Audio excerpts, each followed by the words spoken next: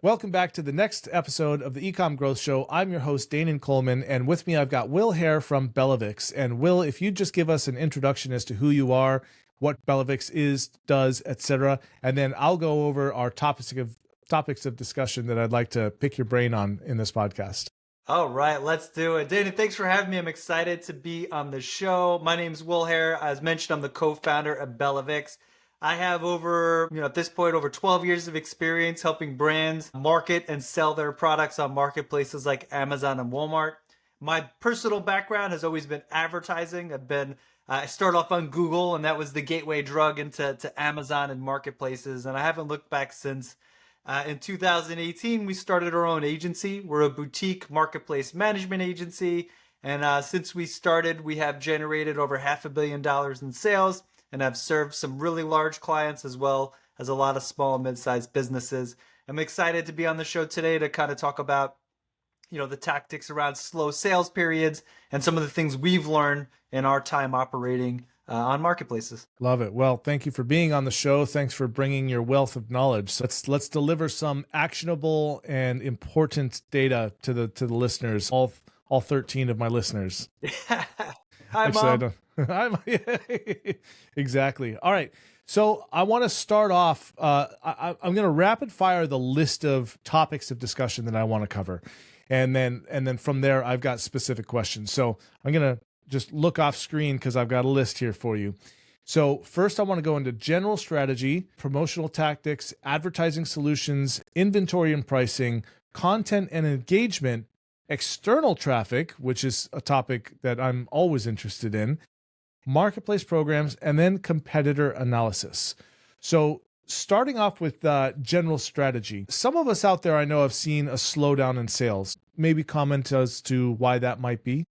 Yeah, so for the most part, it's almost always seasonality. Sometimes you could look at, and that's why it's important to do like the competitor analysis, but also understand, is somebody coming in at a lower price? Are you losing the buy box? Like those are things that are not seasonally related, but can cause a slowdown in sales. We've worked with a beauty brand who's in brick and mortar retail, and they have some really great sales. And what happens is that they ended up selling to a new wholesaler. And this new wholesaler did not adhere to their MAT policy and started selling on Amazon. So I know that story very well. Yeah, we're humming along, we're making money, everything's happy. Then one day we wake up and it's like a 40% drop in sales, and we notice that this specific seller jumped on the top selling products, because why wouldn't they? That's where the opportunity is. And we had to go through the entire cease and desist, and then they had their legal group reach out, and it was a mess, but it was outside of our hands. But that's an example of like a reason you might see. But for the most part, and for this conversation, if it's all right with you, Danan, I'll stick to like seasonality. That's fine. Because that tends to be the easiest to talk about. And every category, even consumables, like they all have seasons. And it's kind of just normal flow for anybody selling products online. Fair enough. Okay, cool. And then what strategies have worked in the past and to boost sales? And then what strategies might you suggest today? Actually, you know what? Forget about what's worked in the past. Let's talk about what's working now. What strategies do we have that are working to boost sales? So typically in fashion, apparel, like anything that could be seasonal, and I'll share a company that's in the sunblock category that's a very seasonal product. You're only buying sunblock in the summertime for those skiers who like to take care of their skin, but for the most part, it's a summer product. So during the peak season, like it's pretty easy. You're going to optimize your listings, you're going to update the back end, you want to make sure you're optimized. And it's good to have a list of like 20 to 30 keywords that are like root keywords that you really want to index and rank for, that when you're in season, time to make money. This is going to work really well. And it's important to identify those words while you're in season to understand search behavior. And so when you go out of season, what'll normally happen, sales slow down, you don't get as much engagement. Across the category, you'll see your BSR, which is your bestseller ranking phrase. And what happens is a lot of competition they'll stop advertising, or they won't invest as heavy. They'll be less focused on the intricacies of their listings and to keep things kind of going. And so what we have found that is kind of a differentiator for a lot of the brands who have these seasonal products is to identify that list of keywords and make sure that you're investing. You don't necessarily have to invest to the same level because the conversion rates are going to be there, But what it will do, it'll keep that BSR nice and low so that when you kick into season, you're already indexing really well for the Ah, keywords that you want to index for. You're going to show up. You have a chance depending on the number of competitors. I think the number, if there's 100 competitors around a keyword or in a category, you can get the bestseller badge. And then getting those badges early and often and make sure you have inventory is just a great way to set yourself up success for when the peak season actually picks up. So it's been a okay. strategy for ours is just to make sure you're investing offline, but investing smartly. You know, Dana, and you've run your own e-commerce business. It could get expensive and you might not want to always invest when it's off season, but that's been working for us and our brands. Fair enough. Okay, cool. And let's see. I've got one question here. How are you currently monitoring sales trends and identifying slow periods in advance? I'm going to go out on a limb and say that maybe you utilize Google Trends and Pinterest. Yeah. Oh, wow. Yeah. Yeah. Yeah. Yeah, we do data, not your first rodeo. If you have historical sales data, that's obviously the first place to go to too, because you'll know, you know, you've done a year on Amazon or two and you'll recognize those. But Google Trends is awesome. You could also recognize like I noticed it's the novelty categories. You could recognize when you're starting to see diminishing returns and it might be time to pivot to a new category. So Google Trends is super powerful. And then some other tools, Helium 10 can be pretty good. But I find that it's more short term. I think it's pretty accurate. 90 days. I don't necessarily think it's a good tool for trending, if you will. Okay, awesome. Thanks. Yeah. So I've used, now I don't do private labels so much anymore, really at all, other than my knives, and that's not, I'm not even selling those on Amazon, at least not right now. But I used Pinterest, and it's come up a few times here and there over the past few years to locate what kinds of knives to do, and I settled on Damascus, which is folded steel of two different types, and then acid etched so that you get these beautiful Wow. patterns in the middle. That's cool. Yeah, but when Pinterest first launched ads, I don't even recall when it was, call it 2015 or something like that, probably right around the line, or around the same time as Amazon. They invited me into their beta to run ads. And so I learned pretty quickly that you can make some money on Pinterest. And at this time, we were spending borderline tenths of pennies, I'd get a bill for like 60 cents a week, and I would make hundreds and sometimes even thousands of dollars of sales on those ads. The reason I bring them up again is because they just reached out to me again to demo their ad platform. It's not going to work for me as a service agency, but as a product, I'm going to test them on my knives and just see how it goes. Why not? First Yeah, why mover not? advantage. I mean, it's like Gary V's famous entrepreneur. Like he did so well on Google because, to your point, pennies a click. Like when can you pay for eyeballs? You can't pay for Yeah, that exactly. anywhere. Yeah. I'm curious. How did you identify the products? Was it just trends and imagery? Did you loop it into keywords? Like what was your methodology if we're talking shop? Well, I had an agent over there. Really? Oh, interesting. Yeah. So if you spend at least $30 a day, so that's Google's standard. That's everyone's standard for their minimum, right? You need to spend at least $300 a month, $900 a month, $10 a day. Whatever. Pretty sure he told me $30 a day. If you spend at least $30 a day, you'll get a dedicated agent, and they'll help you find the trends and stuff like that. And then they'll help you build the audience, which now their audience is far better and far more segmented than it ever was. But yeah, I mean, the audience that's on Pinterest, now we've gotten into our ads conversation, right? Yeah. But the audience on Pinterest is the pre-purchase research, right? And so if you're creating pins with these beautiful things, these beautiful products, use cases, lifestyle, and stuff like that, then you have the opportunity to make sales. It's sort of like paying for branding. I forgot to ask this question, but I think these days you can buy from pins. You can now. They got an integration with Amazon. In all transparency, I don't have any clients that actually use it. Yeah. But I knew there was like one of their integrations, it's pretty interesting. Yeah. So, I mean, TikTok's done it, right? Now they integrated with Buy with Prime. If you're an Amazon seller and that's your primary business, I think it makes sense to allow purchases on every other possible platform out there that you are using or even not using, but certainly if you're using it to promote your product, to create branding, to create interest, right? You should be leveraging it to the best of your ability. With that being said, I also do not believe in solely putting all of your eggs in the Amazon basket, because it's such, you know, that's a mighty nice way of putting it. Yeah. Yeah. I was going to go like governments and like dictatorship and, All apply. But Dana, you bring up some really good points. So like the MCF program is really powerful. So like if you don't want to hire a third party, you could have Amazon take care of a lot of that fulfillment.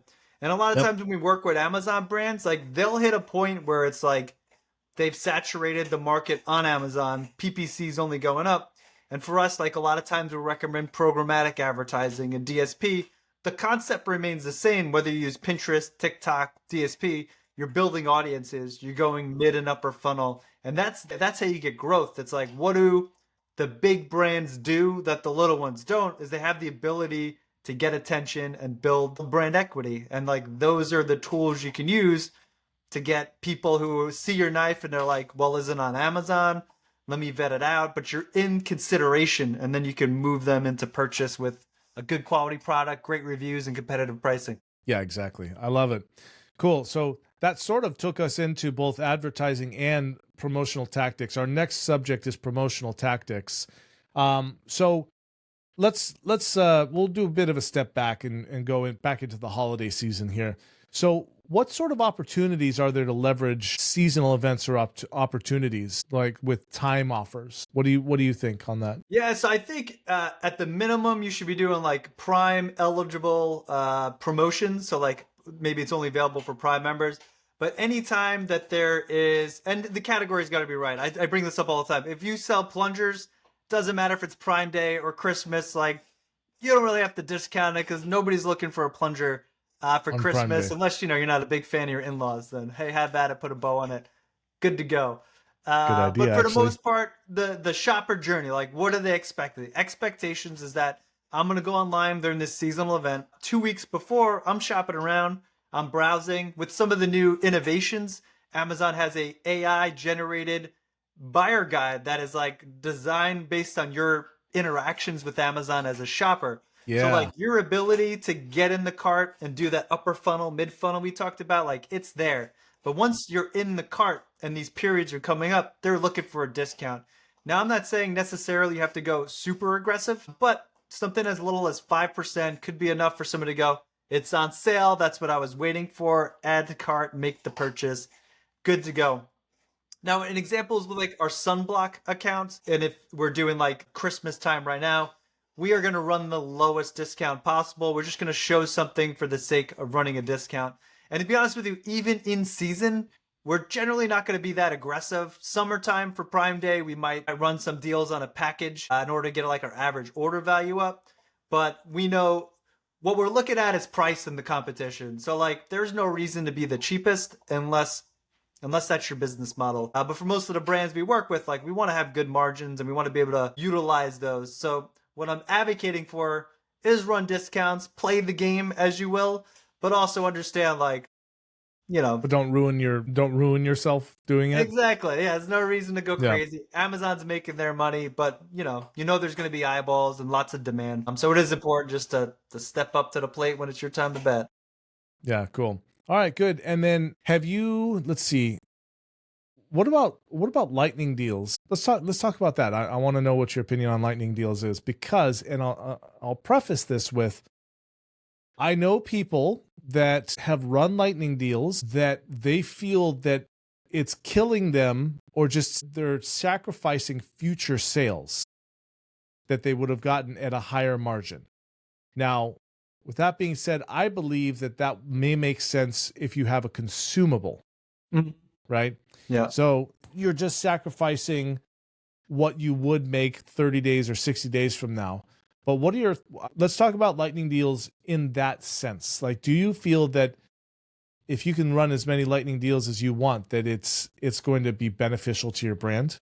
I mean, indirectly, sure. We don't recommend it in all transparency. I'm not a huge fan of lightning deals. I think that they work really well during those tentpole events. So like the only time at BellaVix, at least, that we recommend participating in a lightning deal, best day deals, like all that fun stuff is, Prime Day, Big Deals Day, and Black Friday, Cyber Monday, and maybe December if it's a very giftable item. But for the most part, coupons work just as effective. You can control the flow of those coupons, and there is some merit to discounting for two reasons. One, if you can acquire new customers, especially consumable, like cost per acquisition, it's where it's at. And if you can build lifetime value, get them in subscribe and save, like that's going to be worth it. And the second thing is that sales velocity does influence BSR, could impact other aspects. When you run a coupon, even off season, like you're going to see an improvement in sales. You're going to see better conversion rates. People think they're getting a deal, whether they are or they aren't. And the algorithm's gotten a lot smarter. They know the rolling 30 days and stuff like that. We do advocate for promotions. We don't necessarily advocate for lightning deals all the time. What's been your experience, Danan? Am I counterintuitive to what you have seen as a seller in your service world? I've never run, well, I shouldn't say I don't run lightning deals at all. I don't even do discounts. I don't do coupons. I don't do anything. Because my product is consumable. So I don't run anything. I don't run any specials ever. That's interesting. Interesting. I might try to sway on running specials if we were working together, only seasonally and once in a while. But we see that with a lot of premium products. They're just like, we're working with a pet company now that is just, we're premium. We don't believe in discounting. And even to get them to run a small discount during these seasonal events is like pulling teeth. They do get good numbers. We do see the return, which is why they're doing it again and again. But outside of that, so I'm not private label anymore on Amazon, right? Okay. So that's a contributing factor. With that being said, I am exclusive, so I could run deals if I wanted to. But I don't run advertising either. And for the record, everyone, I am not condoning this behavior. I'm simply being transparent as to how I operate on Amazon. So we don't run ads, we don't run deals, but there is enough search volume for the brand name that we do not need to, right? And we have exclusivity to this brand. For me, it's a moot point. And why would I want to waste my margin if I'm not running those ads, right? Yeah. That makes a ton of sense. Yeah, and honestly, if I were to run ads, it would cost me my margin.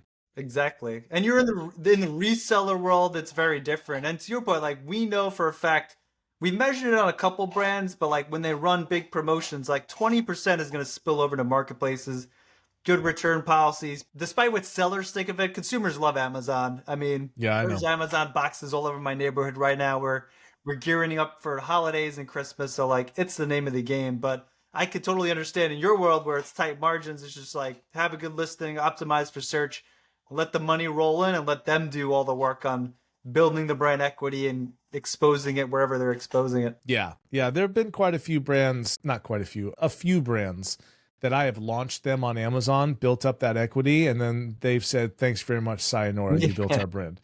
After like years and years and years. And so now I'm loath to put an extreme amount of effort into someone else's brand, Mm-hmm. Well said, Danan. Yeah. Well said. All right, cool. So let's go into, inventory and pricing. So we'll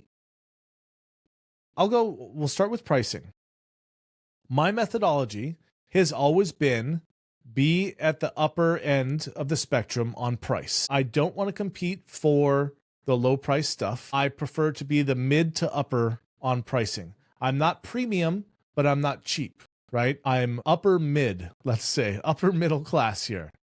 So my audience is people who want, now with that said, and I'm taking, over a decade's experience here. I've sold a lot of different things on Amazon. I sell supplements today, but I've done private label, I've done wholesale, I've done arbitrage, I've done those things, right? And so I am speaking from some experience on this. It's just not recent, but my methodology is to go upper middle to lower premium pricing. what kind of strategies do you employ?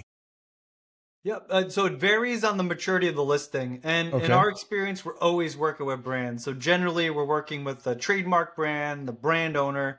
And to your point, we're building their business, but we know we're building their business. So it's part of being a marketing agency, essentially. Yeah, So sure. that being said, like having the cheapest price, and it's good for launches. Like if I'm launching a product, I might consider going low, getting reviews and sales and all that stuff, and then kind of work my price up to where I want it to be. But if I'm an established brand like the sunscreen company that I'm referencing, you know, they're a premium brand. They're in brick and mortar retail all over the place.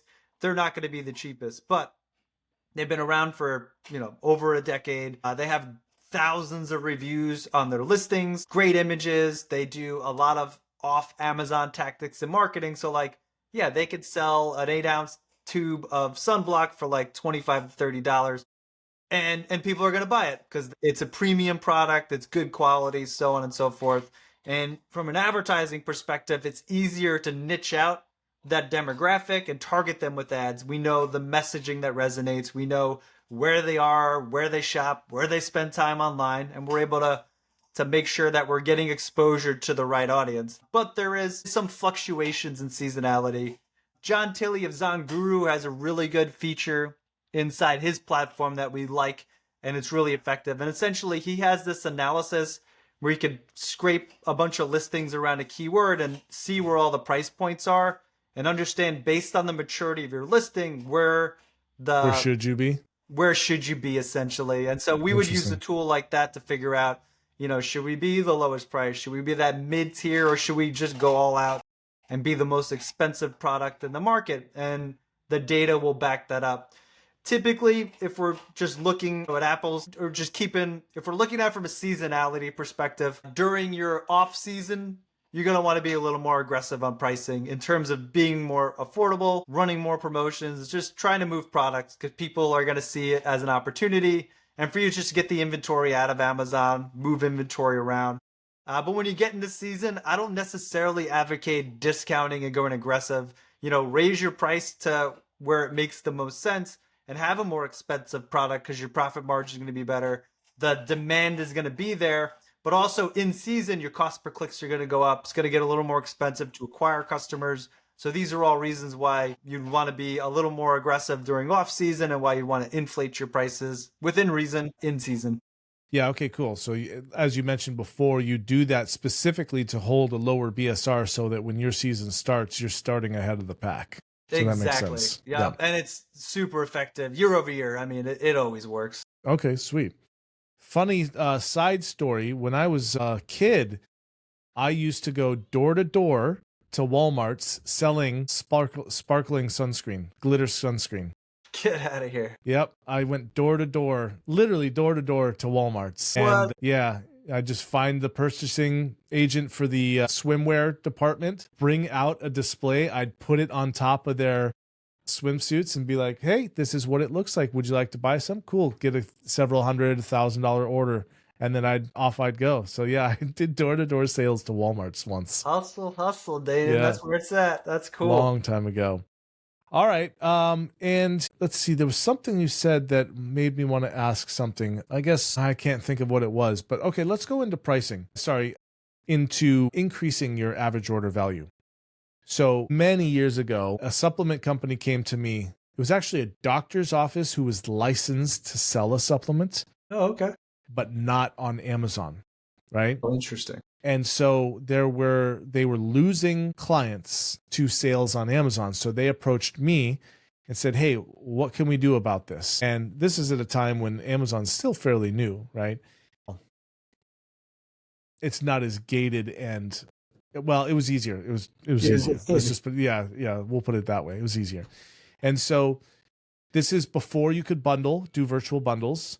This was before even there was a company that came out that would somehow they created virtual bundles for you, but it was through a third-party application, which is, even pre-Amazon offering this. So we physically made bundles, and to take over the market, like there was one listing of this supplements with a single bottle.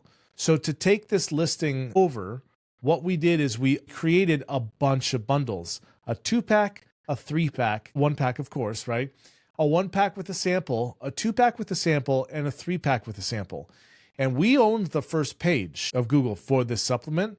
And then eventually we took over the sales on the single bottle as well. And then we incrementally raised our price to recapture it was basically these people were violating MAP, right? Oh, hands down. But, they weren't enforcing it. More power to them. Yeah, exactly. So my question for you is, how do you handle increasing average order value? And let's just take my product, a knife, right? The knife, yep. Because I literally only sell a knife with a sheath. And one day I'll probably do this, but having a beautiful laser etched box with the knife inside. Do I have it? I do. Hang on one second. Let's check I'll show you. This won't help anyone. This isn't going to help anyone that isn't watching this, but this is the box that I had made. This is just a beautiful sample. Wooden box. That's nice. Wooden box. Nice brass clasp here. Nice. And then... Wow. Okay. Oh, it's nice. I like how you got the little note in there. Very nice looking leather sheath, and definitely a sharp knife. I'm not a knife guy, but it looks like a nice knife. Yeah. That's the acid you have on there. That's Damascus. Yeah. And interesting. And then I even added this little thing of Corrosion X. So the thing with Damascus knives is that it's like cast iron. It'll rust easily if you don't care for it.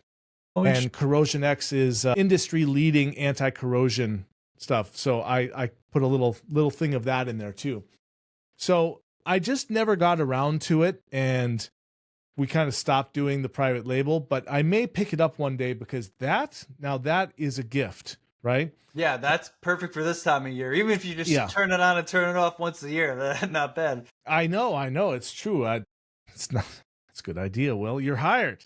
So that is something that I could see, like I can either sell a $100 knife, or after investing $15, $20 into a box and a nicely written letter and stuff like that, $150 knife. Mm-hmm. And then I just increased my average order value, or my average profit by, gross profit by $30. So what would you suggest today to do something similar?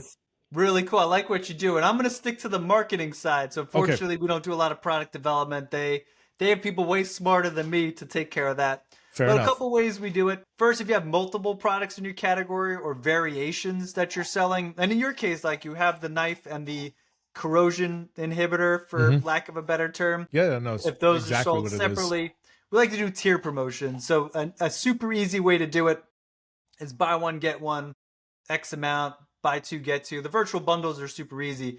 But if you do these promotions right, and I used to work with a fishing rod company, and they just there's a lot of, if you actually get into fishing competitively like these guys are, there's a ton of add-ons. And what they did that's really effective, it's like the promotion for those BOGOs, they show up, I believe it's like right above the brand story, but like right under your bullets and a bunch of advertisements. So if you only have the one tiered approach, like buy two, get this, buy three, get that, or like the add-on products, it only takes up one line. And what we did that was really effective is like, we had them singled out, and there was like 8 or 10 of them. So like, as you're scrolling the page and before the A+ content, took up a bunch of space. Took up a bunch of real estate. And it was a really excellent way to get people, because they would be like, oh, I'm going to buy this rod anyway, and I need the reel, and I need the hooks, and I need this, and I need that. And before you knew it, our average order value inflated. So that was like one way of running tiered promotions. There is the BOGOs, which is like buy one, get one. And you could do that across multiple products. You could buy a rod and get a reel for 5% off. You don't have to give it away for free. It could be whatever it is. And those tend to be effective. The drawback with a lot of those tier promotions, and if you don't have a large catalog, is they don't take up a lot of real estate. So the second thing to do is add an image to your listing, and that's a great way to generate some awareness. And you'd be surprised, people still miss the image, and the image needs to be it needs to be super simple. So like we had a picture of, scroll down here, select this, add to cart. You had to make it like really simple for the consumer to be like, okay, yeah, I want that. This is how this is how I get to it. Yeah, one thing I've learned in software and stuff like that, especially, is that if you idiot proof it, they'll find a better idiot. Yeah. Yes, I wasn't gonna say it like that, but you took it. Yes, very true. Yeah, it's crude but true, you know. Yeah, it is. And look, I put myself in that category too. There have been many instances where I'm like, where do I do this thing? I don't. It's like looking with your eyes up, rolled up in the back of your head, like, how do I find this thing? I'm not looking. How do I find it?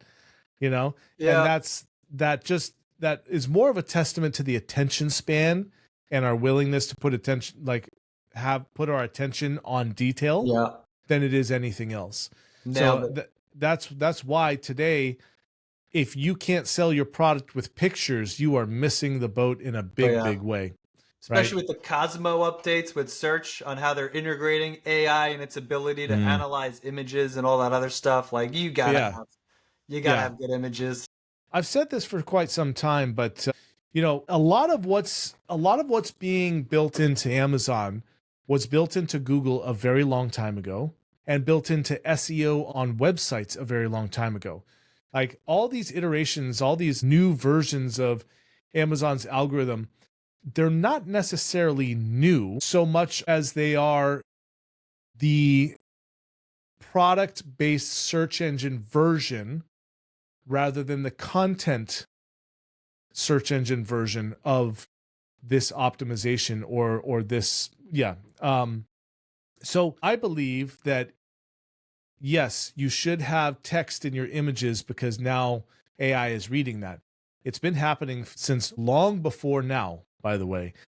Now, what a lot of people don't realize is that I'm a Mac user, right? But in any photo program like Photoshop or GIMP or something like that, you can add additional data to an image and that follows it along the web, right? So the entire Google search, image search was not based on, is there a parakeet in this image? It was on the description and the alt tag of that image.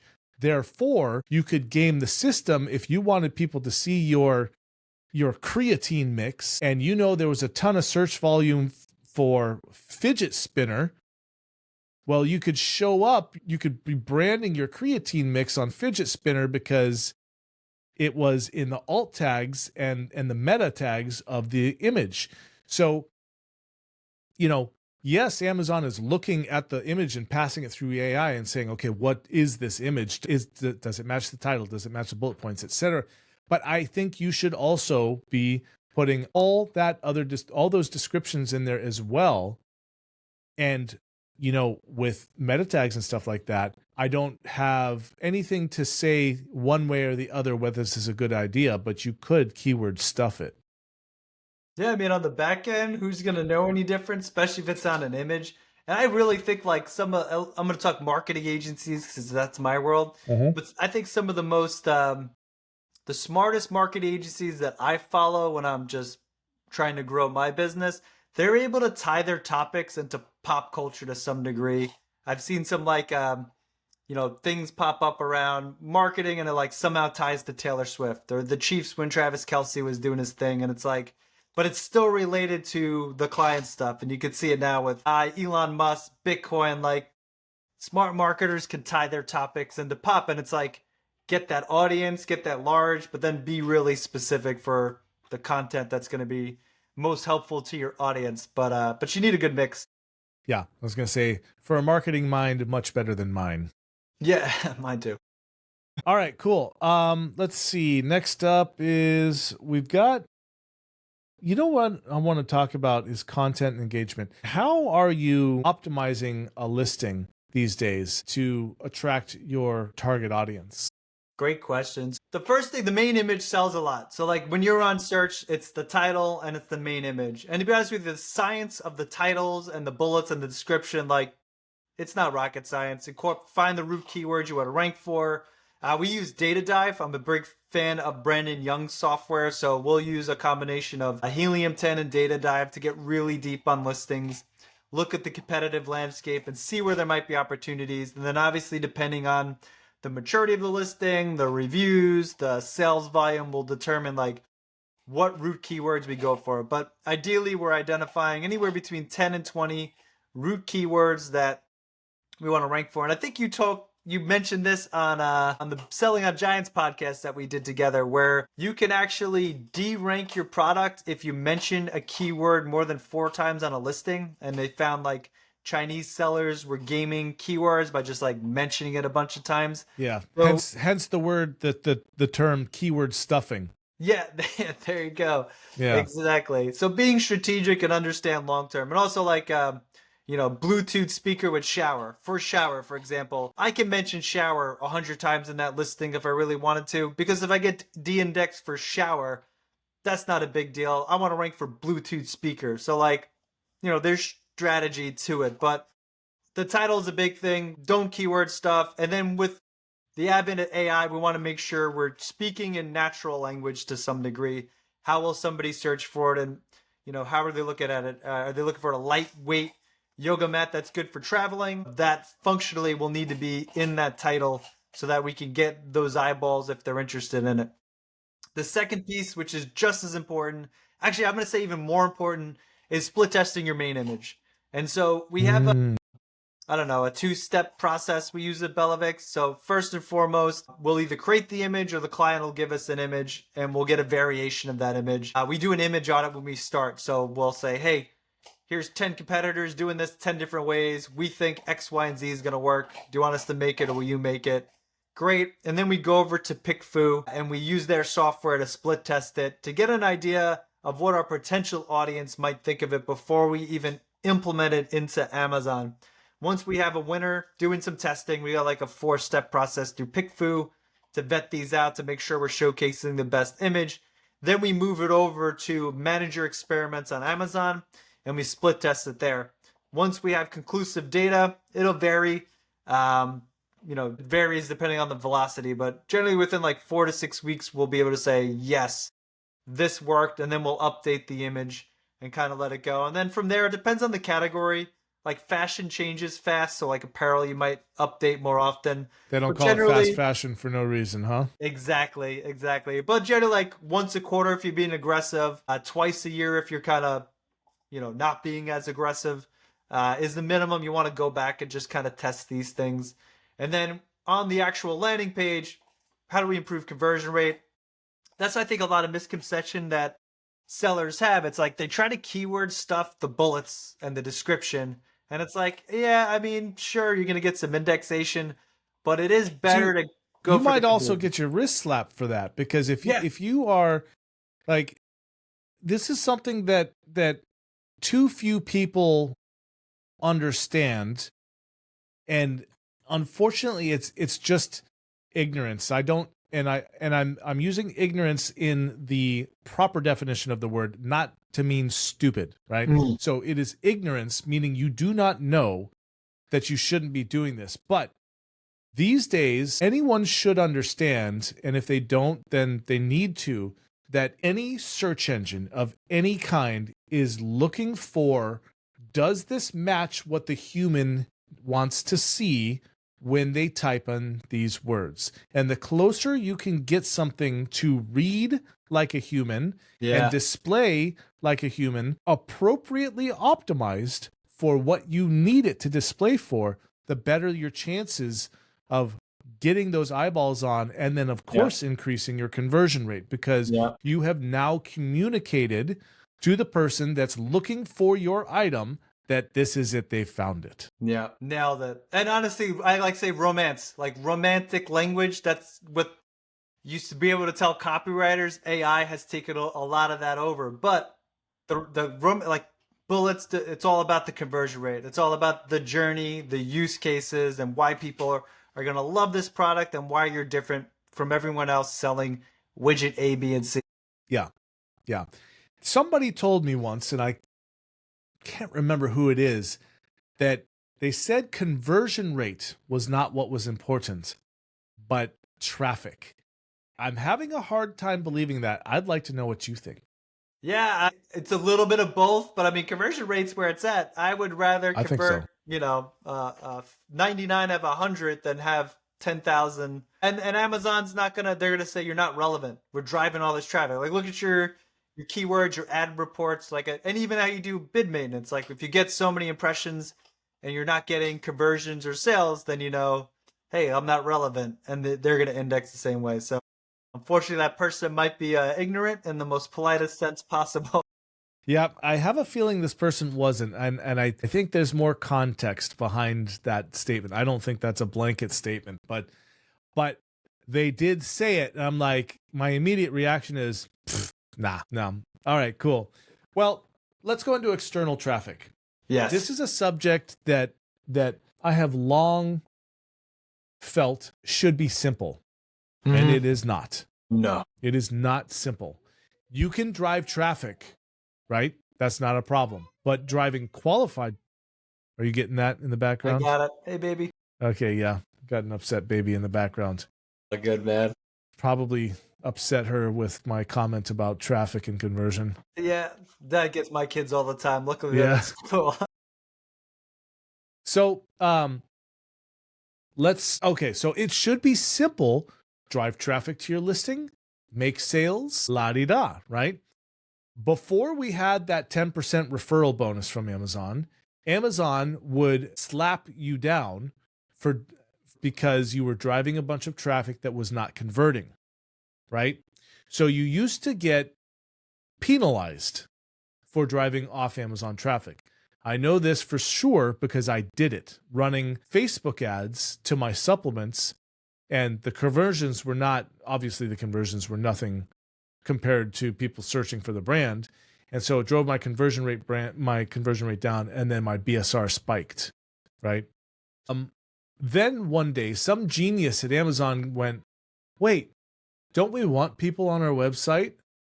Aha, I have an idea, right? And then they did a program that allows you to get that 10% referral bonus. But I have heard that it is a huge pain in the butt to actually make that trackable from point A to point C, right? I know there are a couple of tools out there that help you do this, but I'd like to get your opinion on what should you be doing with outside traffic. You obviously want to brand your brand. You want people to know you exist and then go search for you on Amazon, right? And just to give the listeners a little bit of context on this, what used to be popular was you drive off Amazon traffic to a landing page that you built with a button that goes straight to the details page of that, right? Now, technically what you can have, and this is a totally separate subject, is you have a Shopify site or even just a WordPress site. You don't even need Shopify anymore. And you build out a cart with WooCommerce, which is free, right? And rather than having a whole Stripe, PayPal, blah, blah, blah, you just use Buy with Prime. Yeah. And rumor has it that if you're driving traffic to Amazon with Buy with Prime, that you get a little boost in your organic on Amazon.com or Amazon Direct. Yeah. So there have been different ways to try and game the system of driving off Amazon traffic. I want to know, I sell knives. I'm not going to pay for a tool to do Google campaigns for me. How am I going to effectively drive off Amazon traffic to my listing? Yeah, it depends on what your goals are. But when it comes down to when we look at driving off Amazon traffic to Amazon, we're looking at it from a brand building perspective. So we may be looking at a brand lift. We are not always looking at ROAS. We're looking at traffic to the listing and its impact the conversion rates. Amazon attribution has gotten a lot better. If you leverage tools like Buy with Prime and MCF, you'll get a little more data.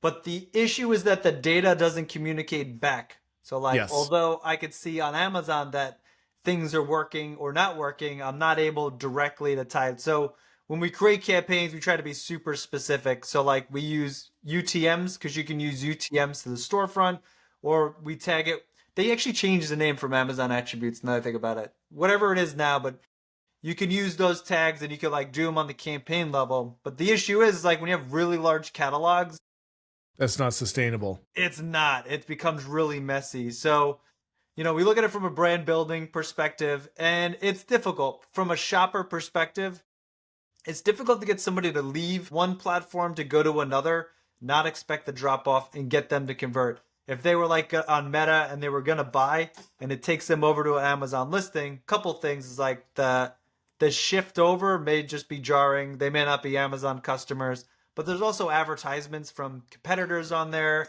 There's other things that take away their attention. So it'll vary on what your goals are. Typically, we recommend drive your traffic to your website. If you're an Amazon only brand, let's dance. And what we'll do, we usually start with Google. We'll do some meta. And we've been experimenting with TikTok. I don't have enough data to say conclusively we're experts, but the cost per milli, the cost per impression is still super low compared to like YouTube and other off Amazon platforms. And you brought it up. The other best way to do it is just buy with Prime, because buy with Prime will integrate into a lot of these functions. So you'll be able to do the checkout process on the website. I believe you can do it on Facebook. I'm pretty confident you can do it on Pinterest too. And that would be probably the best way to go about it. It does bring traffic. It does lead to more sales, and indirectly will impact indexation depending on how everything's set up. Yeah, cool. Yeah, I mean, Amazon, at the end of the day, Amazon has finally figured out they do indeed want the traffic. They just want to make sure it's legitimate traffic and you're not doing some Indian, Russian, Pakistani website that's driving a whole bunch of just clicks. Exactly. Right? So, if you want 50,000 followers, I can get you 50,000 followers for $500. Yeah. And guess what your engagement is going to be? Less. Yeah. In the gutter. For sure. And don't do those two-step URLs. That's like hack probably 5-7 years ago at this point. It is. Amazon will bust you. They also got really smart with how they identify bad players through like a token cookie system. Somebody explained it to me once and it made a lot of sense, but I will do no justice trying to explain it to you today. Yeah. Yeah. I can't remember if that was the original version of Search Find Buy. It was canonical URLs. Yeah, that's right. Yeah. Damn, throwback. Yeah. So, and the funny thing is I have heard from a number of people that Search Find Buy campaigns do still work. They can be done, but I believe that you may be playing with a bit of fire. Yeah. And it has to be done some different way. You can't just back in my day, all I did was a search for my product on Amazon and then grabbed that link and then had people click on that link, which then drove your rank, thank you, for that search term. And so you would rotate through your top search terms, go out to a bunch of micro influencers and stuff like that, have them throw that onto their YouTube or their Instagram or whatever. And then that's how you drove rank through that. Well, that doesn't really work anymore. Nah, they figured it out. Yeah. So then it became, okay, let's send it to my website, have them click on it, and then that would go and do straight to the page, and that stopped working as well. So there's a few tricks out there still to this day, I know, but yeah, okay, cool. We've basically decided that you think just driving the traffic. Now, do you drive the traffic to the product listing or to the brand page? We'll test it, but 9 times out of 10, we'll drive it to the storefront because there's less advertisements, and now it's so much easier to add to cart. It used to be like it'd take you over to listing anyway, so you wouldn't want to do it. But now, generally, we'll drive it, but we do like to split test these things.